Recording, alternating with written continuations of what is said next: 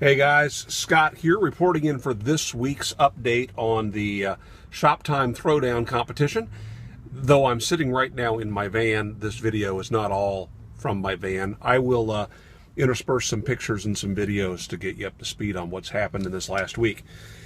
So when I last checked in with you guys, I had purchased my bearings and I had ripped a bunch of lumber down into basically little strips like lath. And so I've been working on some of the minutia, I guess you could say. First off, the whole bearing issue. The outside diameter of those bearings is 22 millimeter. Shouldn't be a big deal. Well, it turns out 22 millimeters is not all that common. For people that build cabinets in the 32 millimeter system, they use 5 millimeter, 3 millimeter, 7 millimeter drill bits.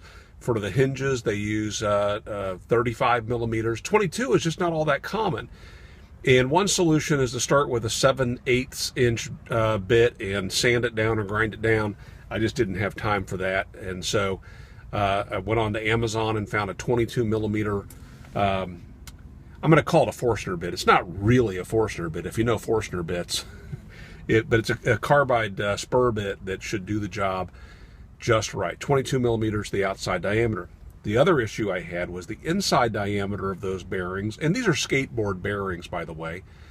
The inside diameter is 8 millimeters, and the shaft that will be riding on those bearings, or the bearings will be riding on the shaft, I guess would be the better way of saying it, those are 8 millimeter steel dowels. So I went looking for those and found that Fastenal sells them. So I visited the local Fastenal store.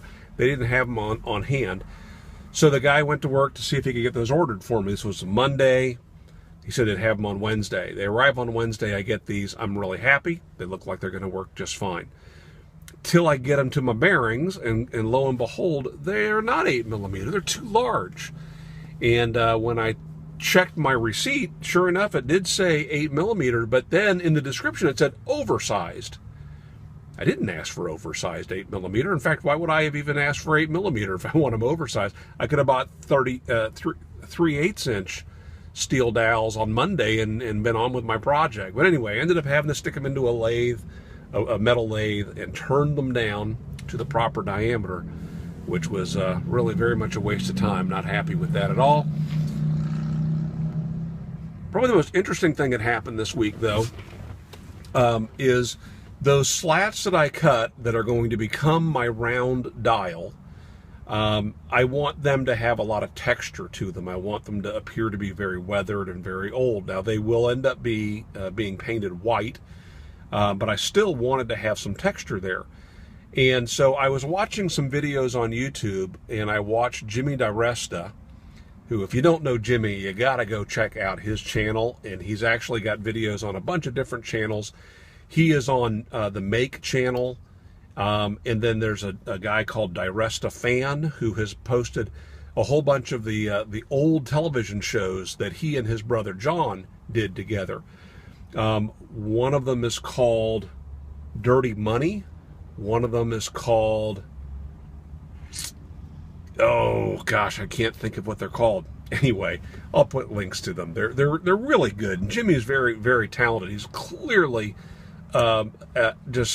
he's so creative and artistic.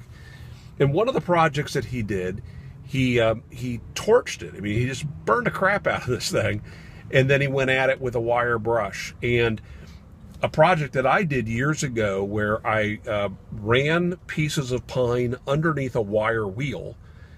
They ended up having a texture to them that was okay, but it wasn't quite aggressive enough. And I realized that if I combine Jimmy's method with my method, I think I'll be good to go. Now, it turns out Jimmy's method is really something that's been around for thousands of years. The Japanese do this. They take cedar planking and they basically burn it, put it out, and then they use that for the exterior of some of their buildings.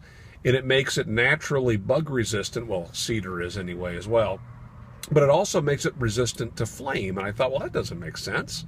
You know, charcoal burns. And anyway, then I remembered You know, the whole reason a corncob pipe doesn't burn out is because it chars over, and you end up with a layer of carbon there that acts as an insulator.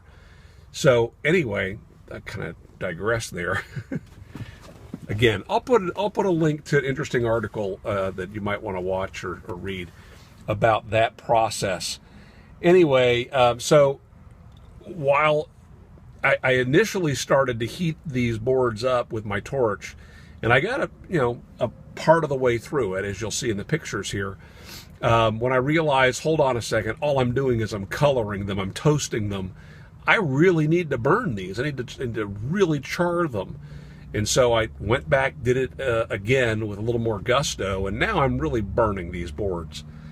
And then from there, I took the boards to my shop, and I added a wire wheel being driven by a hand drill to a portable planer that I purchased a couple years ago when I needed a stock feeder.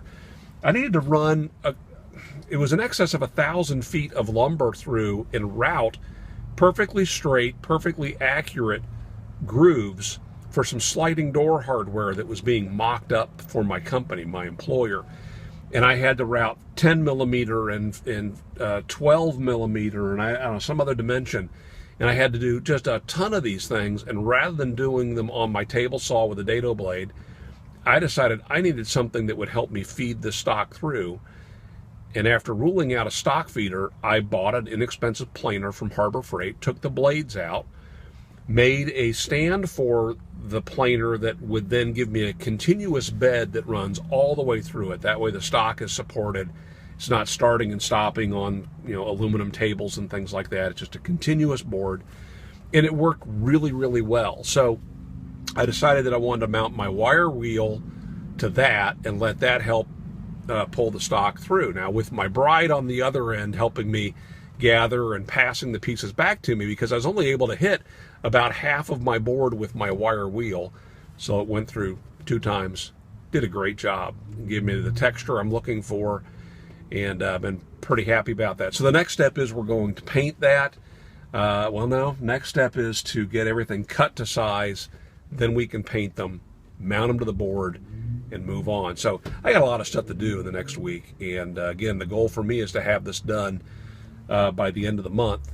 Jay has the option of going one more week than I do because he got tied up away from his shop completely, and he may or may not take advantage of that, but he's got that leeway. So a lot to do. Thanks for watching. Thanks for the encouragement. Keep watching Jay's channel for updates, and coming down to the wire.